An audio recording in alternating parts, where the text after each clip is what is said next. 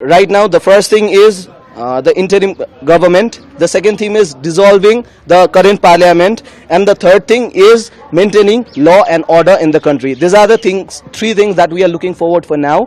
Other than that, the other agendas, the political agendas, we have to discuss it in the whole team before we present it to the society, before we present it to the world. I'm Odisha Sahaba. I'm Nepali. So how can we identify you as a Genz leader or No, we don't actually have leaders in Genz, because Genz was something that started overnight.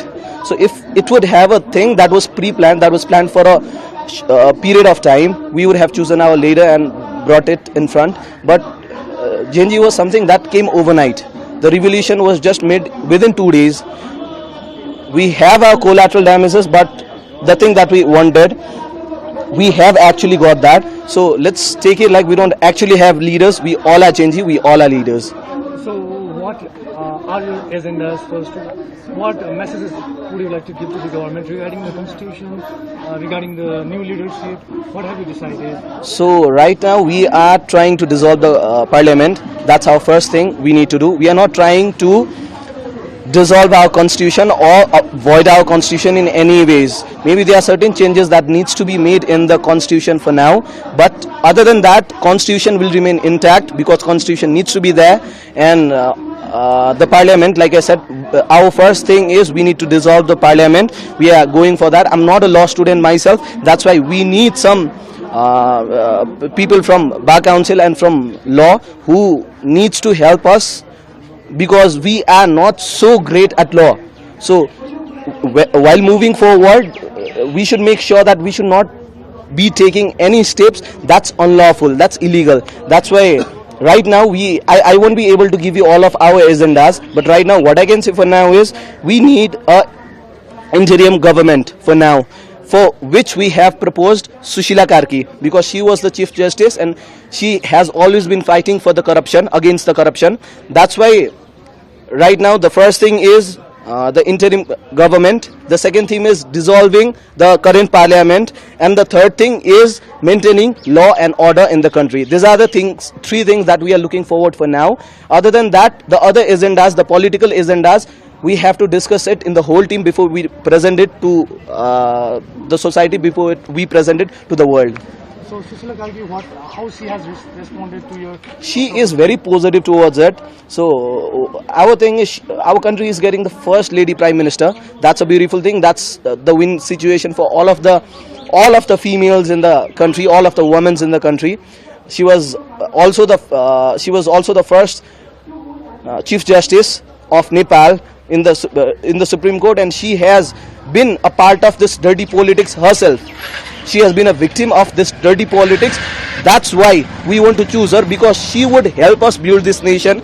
If it was all the other bodies of the government would be perfectly working, we would have picked other yachts, like people are talking about Balin, people are talking about Harka Sampang, people are talking about other yachts. We would have picked them, but all the government bodies are totally not working in a good state.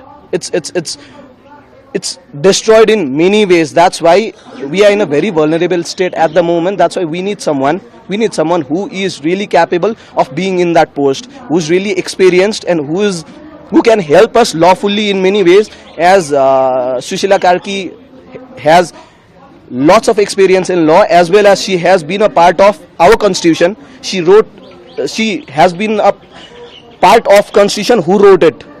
That's why we feel like she will really be helpful in making a change and reforming what's destroyed.